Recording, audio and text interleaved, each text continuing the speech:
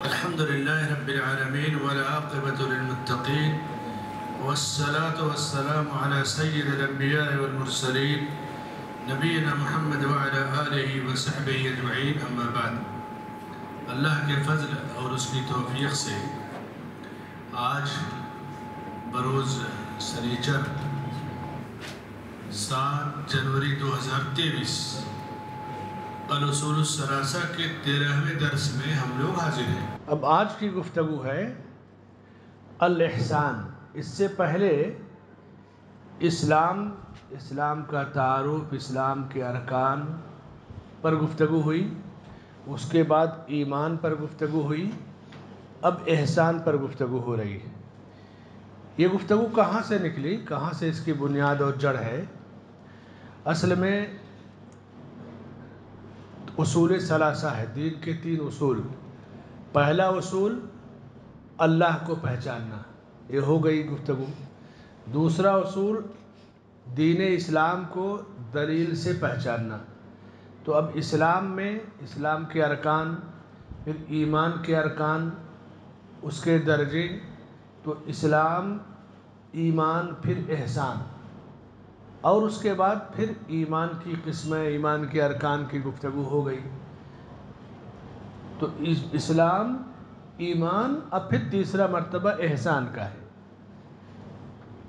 احسان کیا ہے؟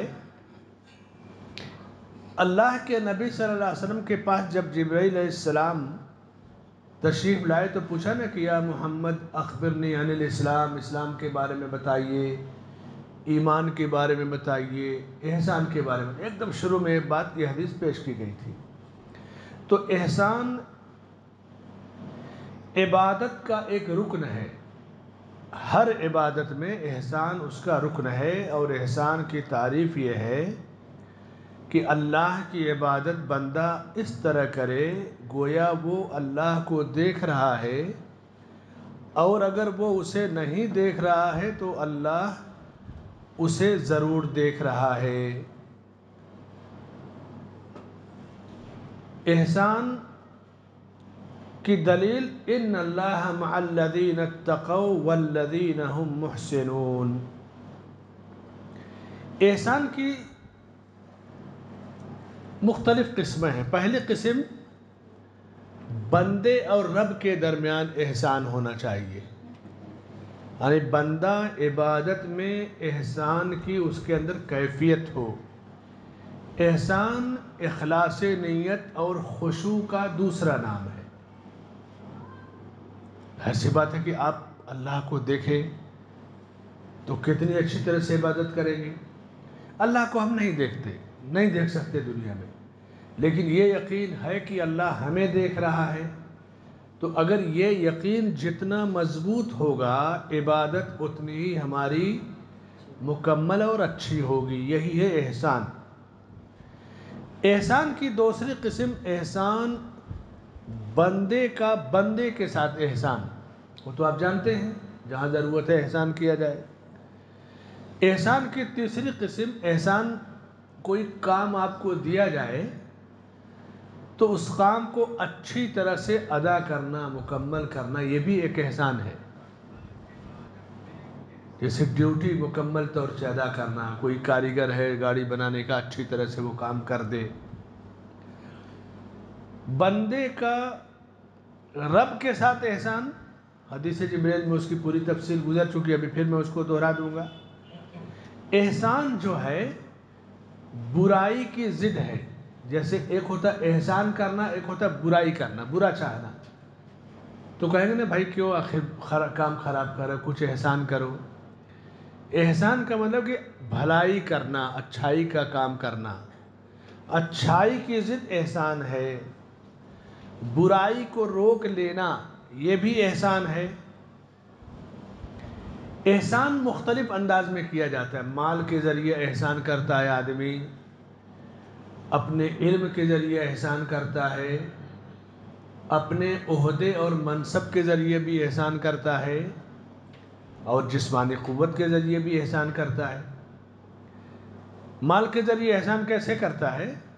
اللہ نے مال دیا، اب اس مال کو اللہ کی راہ میں خرچ کرے، صدقہ کرے، زکوٰۃ ادا کرے، یہ احسان کی ایک قسم ہے۔ یہ احسان اپنے اوپر بھی ہے، بندوں کے اوپر بھی ہے، اور چونکہ صدقہ زکوٰۃ یہ ایک عبادت ہے، اور اس عبادت میں خلوص ہو، ریاکاری نہ ہو، تو یہ احسان کی اصلی شکل و صورت ہے کہ عبادت کی ادائیگی میں سچائی، خلوص ہو، اور احسان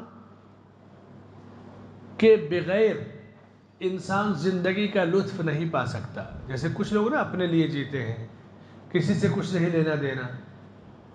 اللہ کے نبی صلی اللہ علیہ وسلم فرماتے ہیں کہ کسی مومن بندے کی مصیبت میں کام آ جاؤں میں، یہ عمل 1 مہینہ اعتکاف سے بہتر ہے میرے لیے۔ کسی کی مصیبت میں آپ کام آ جائیں، کسی بیمار کی پریشانی، مصیبت کی پریشانی، زندگی میں آپ دیکھیں کہ کتنے لوگ ہیں، چھوٹا ہو یا بڑا، پریشانیاں سب کے ساتھ ہیں، پریشانیوں کی نوعیت الگ الگ ہے۔ بغیر احسان کے اسلام بھی مکمل نہیں ہوگا انسان کا، زندگی بھی اس کی مکمل نہیں ہوگی۔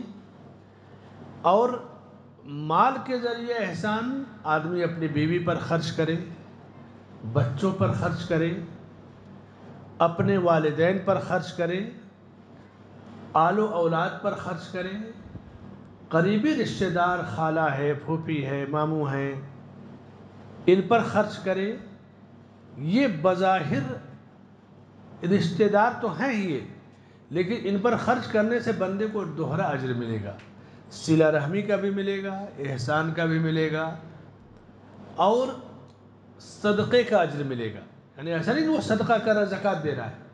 اللہ اتنا کریم اور رحیم ہے کہ نیکی اور بھلائی فرضیت ادا کرے گا تو بھی اسے ڈبل اجر ملے گا، ادائیگی کا اور صدقے و خیرات کا بھی اجر اس سے ملے گا، اپنی طرف سے اسے اجر دے گا۔ اہل علم پر خرچ کرنا، امام حسن بصری رحمہ اللہ کہتے تھے اگر علماء نہ ہوتے تو میں تجارت چھوڑ دیتا، اور میں اپنی تجارت کے مال کو اہل علم پر خرچ کرتا ہوں تاکہ علم کا پھیلنا یا پھیلانا نہ رکے۔ احسان کی بہت ساری شکلیں ہیں، مال کے ذریعے احسان کی۔ جہاں آدمی مناسب سمجھے خیر اور بھلائی کے کام میں خرچ کرے مال کو، فریضہ بھی ادا ہوگا، احسان بھی وہ کر رہا ہے۔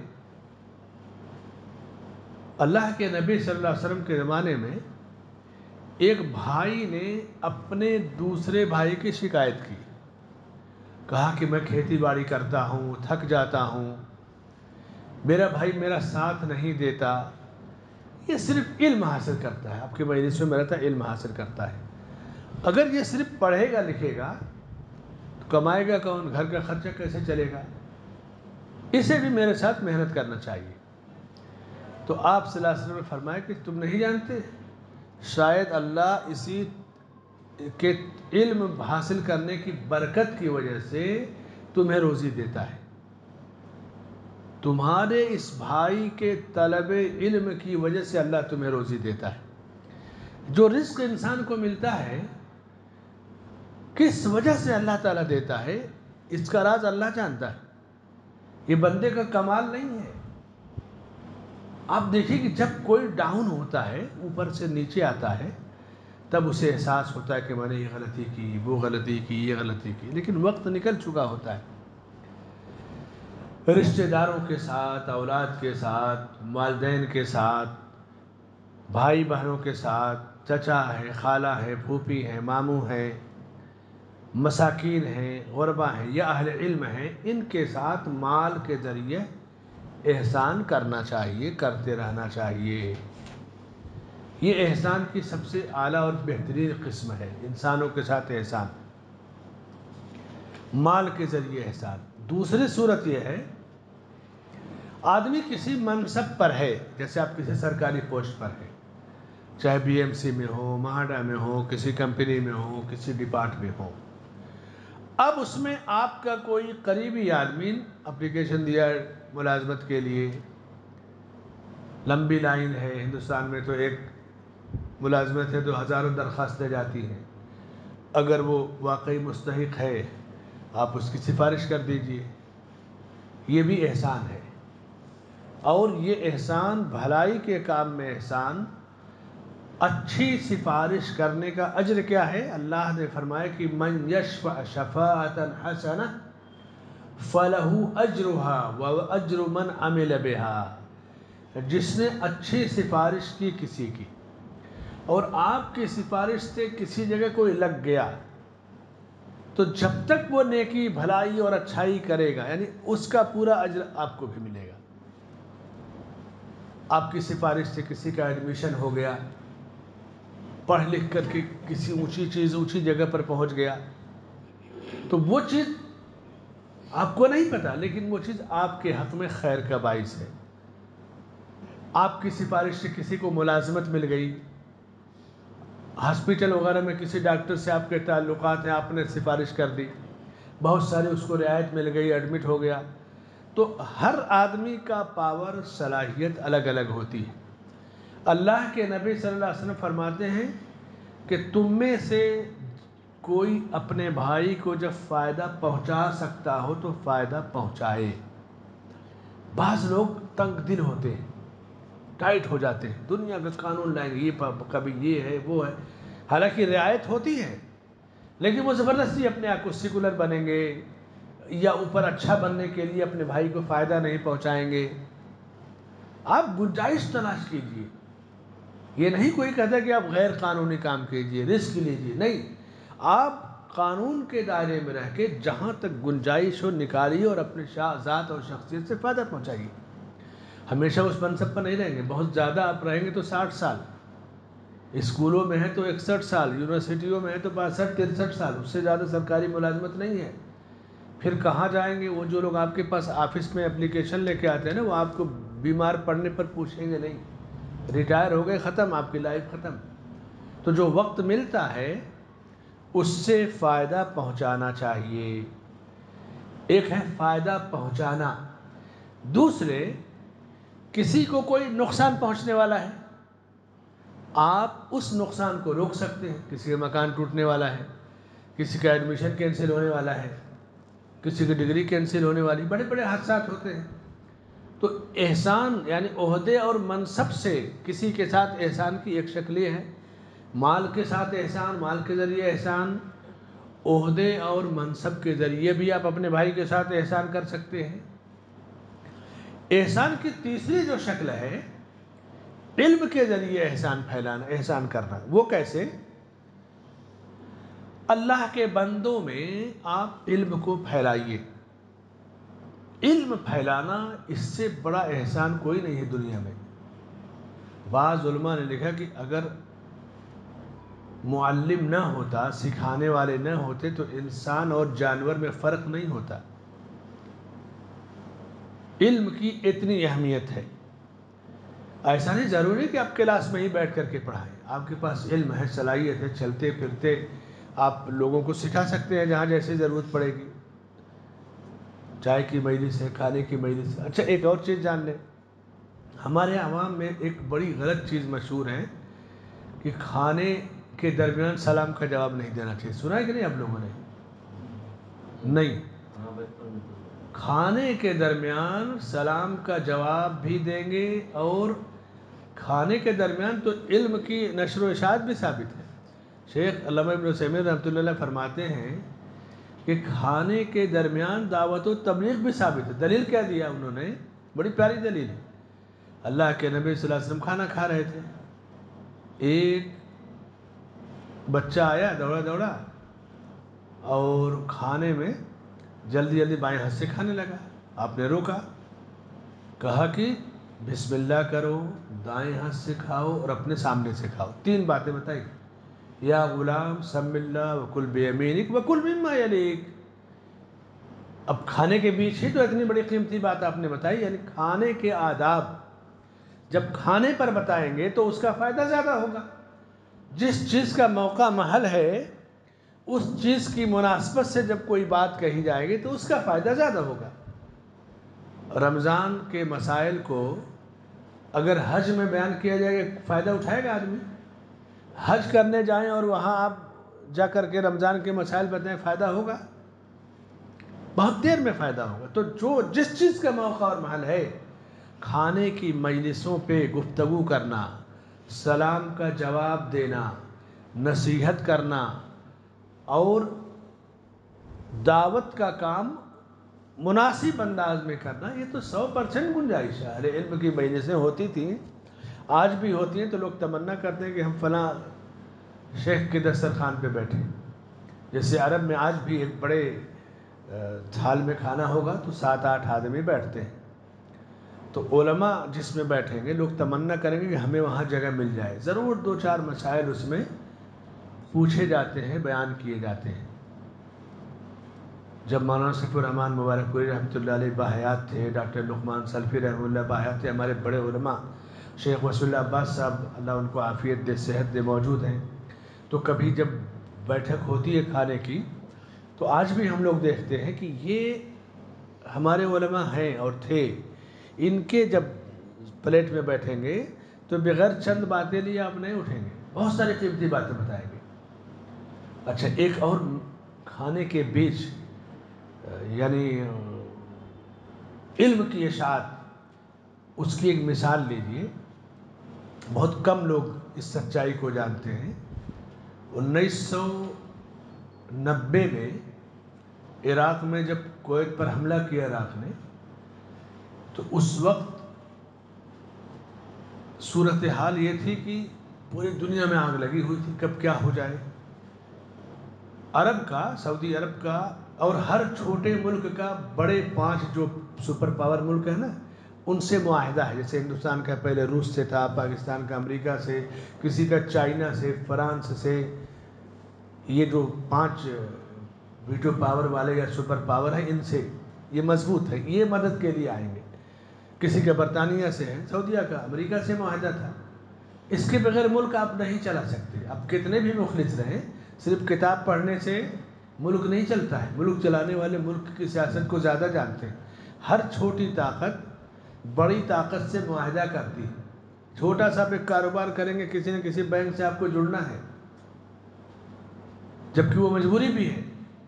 تو امریکہ سے معاہدہ تھا، فوجیں آئی تو بڑا ایک ہنگامہ ہوا، خاص طور سے جو حزبی ہیں، اخوانی ٹائپ، جو مردودی ٹائپ ہے، جماعت اسلامی ٹائپ، حسن البنا سید قطب والا جو طبقہ ہے، شیعوں کا طبقہ ہے، روافظ کا، یہ ہمیشہ ڈبل چہرے ہوتے ہیں، کیمرے کے سامنے الگ اور اصل زندگی الگ ہوتی ہے۔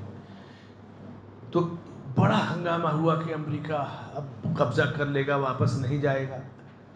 اب جانتے ہیں وہ فوجیں واپس تو چلی گئیں، ان میں سے کچھ فوجیں قطر میں ہیں، اس پر کوئی آواز نہیں اٹھے گی، سعودیہ میں نہ رہے، بس یہ تکلیف ہے۔ تو 25,000 فوجیں جاتے جاتے اسلام قبول کیا انہوں نے۔ اس کے بعد 25,000 تو میں نے 20-22 سال پہلے اس پر آرٹیکل لکھا تھا، دلی کے میگزین میں چھپا تھا۔ ابھی کچھ دنوں پہلے تک کی رپورٹ ہے کہ 40,000 امریکی فوجیوں نے اسلام قبول کیا۔ کیسے آخر یہ کیسے ہوا؟ کسی بھی فوج کے اندر آپ دعوت و تبلیغ نہیں کر سکتے، فوج کے اندر سویلین عام آدمی نہیں جا سکتا، یہ ہر فوج کا دستور ہے۔ ہندوستان سے جو فوجیں سمندری راستے سے جاتی تھیں اور ابھی بھی جاتی ہیں، پاکستان کی فوجیں ہندوستان کی، جدہ کے ساحل پہ جبیل دمام کے، تو ہم لوگ جب وہاں دعوت سینٹر سے تھے تو ان فوجیوں سے کبھی کبھی ملاقات ہوتی تھی، لیکن وہ ملاقات چائے کے طور پہ، گفٹ کے طور پہ، خیر سگالی کے طور پہ، لیکچر نہیں آپ دے سکتے۔ ان فوجیوں کی دعوت دی جاتی تھی کھانے پہ، آپ آئیے ہمارا کھانا دیکھیے، دسترخوان دیکھیے، کھائیے، اور کھانے کی دعوت پر ان فوجیوں ہی کی زبان میں گفتگو کرنے والے اچھے علماء ہائر کیے جاتے۔ عرب میں ایسے ایسے علماء ہیں جو انگریزی ایسی بولتے ہیں کہ لوگ دنگ رہ جائیں گے سن کر کے، ایک سے ایک ماہرین انگریزی کے۔ حرم کے بعد ائمہ فزکس، کیمیا، سائنس، انگریزی کے اتنے ماہر ہیں کہ اب دنگ رہ جائیں گے کہ یہ حرم کے ہمارے ائمہ ہیں۔ صلاحیت اور علم کی انتہا ہے ان کے پاس، سارے علوم سیکھ کے رکھے۔ تو ان فوجیوں کو دسترخوان پہ دعوت دی جاتی، خوبیاں بتائی جاتی، کھانے پہ گفتگو ہوتی۔ اب جب بھی رہے ہوں 2 4 10 سال 15 سال، دھیرے دھیرے دھیرے دھیرے 25,000 فوج، 3 لاکھ فوجیں آئی تھیں، 25,000 فوجی اسلام قبول کر کے گئے واپس۔ دنیا یہ ڈر رہی تھی کہ یہ واپس نہیں جائیں گے، امریکہ ڈر رہا تھا سب رک گئے تو کہیں سب نہ مسلمان ہو جائیں، تب کیا ہوگا؟ ہم ہمیشہ ایک تصویر کا ایک رخ دیکھتے ہیں۔ ہمارے پاس دعوت اتنا بڑا ہتھیار ہے، اتنا بڑا ہتھیار ہے کہ ہم اس سے دنیا کو فتح کر سکتے ہیں، لیکن ہم اس ہتھیار کو استعمال نہیں کرتے۔ علم ہی کے ذریعے دعوت دی جاتی ہے، اور احسان کا بے پیارا اور بہترین ذریعہ یہ علم ہے۔ تو احسان کی جو پہلی صورت مال کے ذریعے احسان، دوسری صورت عہدے منصب کے ذریعے احسان، کرسی کے ذریعے احسان، تیسری صورت علم کے ذریعے احسان کرنا، اللہ کے بندوں پر علم کے ذریعے، چائے کی مجلس میں، قہوے کی مجلس میں، جہاں موقع ملے بندہ بندوں کے ساتھ احسان کرے۔ چوتھی صورت احسان کی، انسان کے پاس طاقت ہے، قوت ہے، تو اپنی طاقت و قوت کے ذریعے احسان کرے۔ وہ کیسے؟ صحیح بخاری میں اللہ کے نبی صلی اللہ علیہ وسلم فرماتے ہیں کہ آدمی اپنی طاقت کے ذریعے احسان اس طرح کرتا ہے جیسے کوئی سواری پر نہیں بیٹھ پا رہا، آپ اسے بیٹھا دیے۔ ٹرین پر چڑھنے والے سب لوگ طاقتور نہیں ہوتے، سواری پر چڑھنے والے اونٹ ہے، گھوڑے ہیں، خچر ہے، سواری پر سے اتارنا، سامان چڑھانا، سامان اتارنا، یہ بھی احسان کی ایک شکل ہے۔ ایک مسلمان کی زندگی احسان سے جڑی ہوئی ہے، احسان اس کے دین کا ایک حصہ ہے۔ خود غرضی، مفاد پرستی جیسے یورپ امریکہ وغیرہ کی جو صورتحال ہے نا، یہ ہماری زندگی نہیں ہے۔ یہ بڑی بدنصیبی ہے کہ ایک بار آدمی لندن چلا گیا، واپس آئے گا کہے گا کہ میں نے لندن میں اسلام دیکھا، مسلمان نہیں دیکھی اسلام دیکھا، اور کہے گا مسلم ملکوں میں مسلمان دیکھے اسلام نہیں دیکھا۔ یہ سب جہالت ہے۔ کون سا اسلام لندن میں آپ پائیں گے؟ تھوڑا سا راستے چوڑے ہیں، ڈیوٹی پر ٹائم ہے، وقت کی پابندی ہے، یہی نا۔ لندن میں جتنے بغیر اولاد کے، بغیر باپ اور ماں کی اولاد ہے، بغیر ان کا کوئی نسب نہیں ہے، جس کو کہتے ہیں حرامی اولاد، لندن میں جتنی بڑی تعداد ہے، وہاں کے اولڈ ایج ہوم میں جتنی بڑی تعداد بوڑھے ماں باپ کی ہے، ان کا کوئی پوچھنے والا نہیں۔ ایڈز کی جتنی بیماریاں ہیں، کوئی پوچھنے والا نہیں۔ اسکولوں میں پڑھنے والی بچیاں وہ بے بیاہ کے کنواری مائیں بن جاتی ہیں حرام کے ذریعے۔ یہ کون سا اسلام ہے؟ یہ ہماری کمزوری ہے کہ کسی کے ڈسپلین دیکھ لیے، کسی کا طور طریقہ دیکھ لیے۔ آپ کو حیرت ہوگی کہ بمبئی کی ایک مسجد میں جیسے جوتے چپل لگے رہتے نا باہر، تو مسجدوں میں آدمی آتا ہے جلدی جلدی باہر نکال کے چلا آیا، تو ایک سامنے پوسٹر اسی طرح لگایا تھا، ایک چرچ کا ایک مسجد کا۔ تو چرچ میں خوب اچھی طرح سے سجا کے جوتے رکھے تھے، مسجد میں بکھرے ہوئے تھے۔ میں نے کہا کس نے لگایا ہے؟ بتایا کہ فلاں صاحب نے۔ ان کو بلایا، پکڑا، میں نے کہا یہ کیا تماشا ہے؟ آپ چرچ کے جوتوں کے ڈسپلن کو مسجد میں لگا رہے ہیں۔ یہ مسجد کے مصلیوں کے جوتوں کے نوک یا جو دھول اڑتی ہے نا، چرچ کی پوری ڈسپلن اس کے برابر بھی نہیں۔ 5 وقت ایک مسلمان مسجد میں آتا ہے، جوتے جلدی سے نکالا ہے تاکہ اس کی رکعت نہ چھوٹنے پائے، اس کی عبادت ادھوری نہ رہ پائے۔ چرچ کا کیا؟ وہ تو شوق سے آیا ہے، منڈی ہلایا، عبادت کیا، چلا گیا۔ اس کو کیسے آپ جوڑیں گے؟ یہ تو مرعوبیت ہے، مرعوبیت۔ آپ کے پاس جو کمی ہے اس کو سکھا دیجیے، بھائی ٹھیک ہے کسی کے جوتے کے اوپر نہ رکھو، نکلو تو اپنا خیال رکھو، یہ کمی کو سدھارا جائے گا۔ لیکن چرچ سے اور مندروں سے آپ سمجھائیں کہ یہاں ڈسپلن ہے، یہ کیا ہے؟ تو بہت بڑی کمی۔ پوری دنیا میں ایک بار امام کہتے ہیں صفحے درست کر لیجئے، 10 لاکھ 20 لاکھ آدمی حرم میں ہوتے ہیں، صفحے درست ہو جاتی ہیں۔ یہ ڈسپلن نہیں نظر آتی؟ یہ ڈسپلن تو دنیا کے کسی بھی مذہب دھرم، چاہے یورپ امریکہ، کسی کے پاس نہیں۔ 10-20 ہزار کا مجمع کنٹرول کرنے کے لیے پوری فورس بلانی پڑتی۔ تو ہم احسان کی جو جامعیت ہے، احسان کا جو معنی مفہوم ہے، وہ سمجھتے نہیں۔ اللہ کے نبی صلی اللہ علیہ وسلم پوری زندگی آپ کی احسان سے جڑی تھی، نبوت سے پہلے بھی، نبوت کے بعد بھی۔ اور تیسرا جو رکن ہے اسلام، ایمان اور احسان، اور احسان یہ برائی کی ضد ہے۔ احسان کی دو صورتیں، بندے کا بندوں کے ساتھ احسان اور بندے کا رب کے ساتھ یعنی عبادتوں میں احسان۔ تو یہ پہلی صورت بندوں کا بندوں کے ساتھ احسان، اور اس کی 4 قسمیں میں نے بیان کی۔ پہلی قسم مال کے ذریعے احسان، دوسری قسم عہدے منصب کے ذریعے احسان، تیسری قسم علم کے ذریعے احسان، اور چوتھی قسم طاقت اور قوت کے ذریعے احسان۔ یہ بڑی پیاری چیز ہے، بڑی پیاری قسم ہے طاقت و قوت کے ذریعے احسان۔ سب کی طاقت ایک جیسی نہیں ہوتی ہے، سب کا علم ایک جیسا نہیں ہوتا ہے، سب کا عہدہ اور منصب ایک جیسا نہیں ہوتا، سب کے پاس مال و دولت ایک جیسا۔ دیکھیے کتنا پیارا دین ہے، جو جس کوالٹی کا ہے اس کو اسی کوالٹی کی جو ہے شکل بتائی گئی، راستہ بتایا گیا۔ اللہ کے نبی صلی اللہ علیہ وسلم کی زندگی میں ایسے واقعات آپ پائیں گے نا کہ بوڑھی عورت کا بوجھ ڈھو لیا اور منزل تک پہنچا دیا، اور وہ عورت آپ ہی کو کہہ رہی کہ دیکھو بیٹے ایک جادوگر ہے محمد نام کا، اس سے بچ کے رہنا۔ اس طرح کے واقعات آپ سنتے ہیں نا بار بار۔ ابو بکر صدیق رضی اللہ عنہ خلیفہ ہونے کے باوجود بوڑھی عورت کے گھر میں جا کے اس کا کھانا پکاتے، دیکھ ریکھ کرتے۔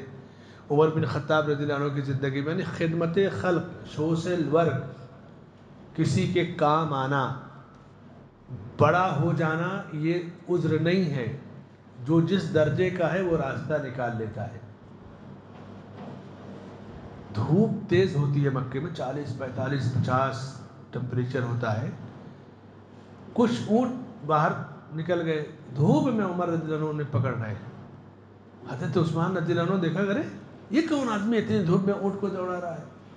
کہا کہ قریب آئے دیکھا تو حضرت عمر رضی اللہ عنہ ہے۔ کہا یہ کیا بات ہوئی؟ اب بیٹھیے میں خادم کو بلاتا ہوں اس کو بھیجتا ہوں۔ کہا بیت المال کے اونٹ ہیں اور بھاگ گئے، قیامت کے دن میری پکڑ ہوگی، اس لیے میں نکلا ہوں۔ راتوں کو گشت کرتے تھے رعایا کے حالات جاننے کے لیے۔ عہدے اور منصب کے ساتھ بھی احسان ہوتا ہے، علم کے ذریعے احسان ہوتا ہے، مال کے ذریعے، طاقت و قوت کے ذریعے احسان ہوتا ہے۔ یہ احسان کی پہلی قسم ہوئی۔ اب دوسری قسم احسان کی، اللہ کی عبادت میں احسان۔ وہ کیا ہے؟ اللہ کی عبادت ایسے کرو جیسے کہ اللہ کو تم دیکھ رہے ہو۔ اللہ کو دیکھ کر کے کوئی عبادت کرے گا۔ اب تصور کیجیے اللہ کو ہم نہیں دیکھے، نہ دیکھا دنیا میں نہ کوئی دیکھ پائے گا، کوئی بڑی شخصیت آپ کے سامنے ہو جاتی ہے تو اس وقت بھی آپ کتنے جو ہے اہتمام کے ساتھ بیٹھتے ہیں، احترام کے ساتھ۔ اچھا ٹھیک ہے اللہ کو آپ نہیں دیکھ رہے ہیں، کم از کم یہ تصور کہ اللہ ہمیں دیکھ رہا ہے، یہ بات تو ہونی چاہیے نا۔ تو احسان کی یہ سب سے جو ہے دوسری شکل یہ ہے کہ بندہ اللہ کی عبادت اس طرح کرے گویا وہ اللہ کو دیکھ رہا ہے، اور اگر وہ اللہ کو نہیں دیکھ رہا ہے تو اللہ اسے ضرور دیکھ رہا ہے۔ آپ ذرا عبادت کا لطف آپ کو لینا ہے تو یہ کیفیت آپ کی آ جائے دماغ میں کہ اللہ آپ کو دیکھ رہا ہے۔ خشوع اور خضوع عبادت میں ایک چیز ہوتی ہے نا، قد افلح المؤمنون الذین هم فی صلاتهم خاشعون۔ وہ مومن کامیاب ہو گئے جو اپنی نمازوں میں خشوع اختیار کرتے ہیں۔ بندے کے اندر خشوع کب پیدا ہوتا ہے؟ خشوع کا لطف بندہ اس وقت تک پا ہی نہیں سکتا جب تک وہ اپنے رب سے ملنے کی تمنا نہ کرے۔ رب سے ملنے کی تمنا کے بغیر خشوع کا لفظ نہیں۔ خشوع مارکیٹ کی چیز نہیں ہے کہ ہم ہائر کر لیجیے لے لیں گے۔ تفسیریں اٹھائیے خشوع کی، اردو میں ایک تفسیر بہت زیادہ پھیلی نہیں، ذرا اردو بھی ہارڈ ہے اور مکمل بھی نہیں ہوئی، لیکن بہت جامع اور پیاری تفسیر ہے، انشاءاللہ آئے گی آگے منظر عام پر، یعنی عام لوگوں کے ہاتھوں میں بھی پھیلے گی۔ ترجمان القرآن ایک تفسیر ہے، اس کے مصنف مولانا ابوالکلام آزاد رحمۃ اللہ علیہ ہیں۔ اب قد افلح المؤمنون الذین هم فی صلاتهم خاشعون میں خشوع کی تفسیر میں جب جائیں گے نا تو انہوں نے لکھا ہے کہ خشوع کو چند جملوں میں بیان کرنا یا جملوں سے سمجھانا تو بہت آسان نہیں، ایک مشکل کام ہے۔ مثال سے سمجھایا انہوں نے، کہا کہ آدمی کسی عمارت کے اندر ہے، جیسے آپ اس عمارت میں ہیں، آپ کو خبر کر دیا جائے کہ 5 منٹ میں 10 منٹ میں یہ عمارت زمین پہ گر جائے گی، آپ باہر نہیں نکل سکتے، یہ عمارت ڈھہ جائے گی، اب آپ کی جان نہیں بچے گی۔ آپ تصور کیجئے، یا اس کو یوں سمجھیں کہ آج کے دور میں فلائٹ کے آپ سفر کر رہے ہیں، موسم خراب ہے، انجن فیل ہو گیا یا جو بھی شکل ہے، کیپٹن اعلان کر دے کہ 10 15 20 منٹ کے بعد یہ جہاز گر جائے گا، کوئی بچے گا نہیں۔ آپ میں سے اکثر نے سفر کیا ہوگا۔ اب آپ اس وقت کو تصور کیجئے کہ جب آپ کو یقینی طور سے بتا دیا جائے کہ جہاز گر جائے گا، اب ختم، یا عمارت گر جائے گی، اب بھاگ نہیں سکتے، اب آپ کی موت آپ کے سامنے ہے۔ اب اس وقت جو زندگی کا آخری 2-4 منٹ آپ کو ملا ہے، دل کی کس گہرائی سے اپنے رب کو یاد کریں گے، کتنے خلوص سے اپنے رب کی بندگی کریں گے، جو کچھ مانگیں گے، کہیں گے، بولیں گے، توبہ کریں گے، دل میں کتنی گہرائی پائی جائے گی، کیونکہ اب آپ کے پاس کچھ ہے نہیں، جانے والے ہیں۔ تو عبادت میں آخری لمحے میں وہ جو دل کی آپ کی کیفیت ہوگی، رب سے ملنے میں، مانگنے میں، دعا کرنے میں، وہی کیفیت خشوع کہی جاتی ہے، اور وہی کیفیت ہر عبادت میں مطلوب ہے، ہر عبادت میں ہونی چاہیے۔ سمجھ گئے نا خشوع کو؟ اسی لیے بات حدیثوں میں کہ نماز میں آدمی اپنی موت کو کثرت سے یاد کرے، کیونکہ موت کو یاد کریں گے تو آپ کی توجہ ادھر ادھر نہیں جائے گی، دھیان نہیں بھٹکے گا۔ صحیح بخاری کی مشہور حدیث جس میں ابو ایوب انصاری رضی اللہ عنہ کہتے ہیں کہ ایک شخص نے آ کے نبی صلی اللہ علیہ وسلم سے کہا کہ مجھے وصیت کیجیے، تو آپ نے کہا کہ صلی صلاۃ مودع، تم نماز پڑھو تو یہ سوچ کر کے کہ الوداعی نماز ہے، اس کے بعد اور کسی نماز کا وقت نہیں آئے گا۔ ہر آدمی جانتا ہے کہ زندگی کی کوئی نہ کوئی نماز آخری نماز ہے، لیکن یہ کوئی نہیں جانتا کہ کون سی نماز آخری نماز ہے۔ تو عبادت میں احسان یہی ہے کہ بندہ اللہ کی عبادت اس طرح کرے گویا وہ اللہ کو دیکھ رہا ہے، اور اگر وہ اللہ کو نہیں دیکھ رہا ہے تو اللہ اسے ضرور دیکھ رہا ہے۔ یہ احسان کی شکل ہے، اور اس کی مزید تفصیل اب تھوڑا سا انٹرول ہو جائے، آپ لوگ فریش ہو جائیے، پھر احسان پہ گفتگو چائے کے وقفے کے بعد ہوتی ہے انشاءاللہ۔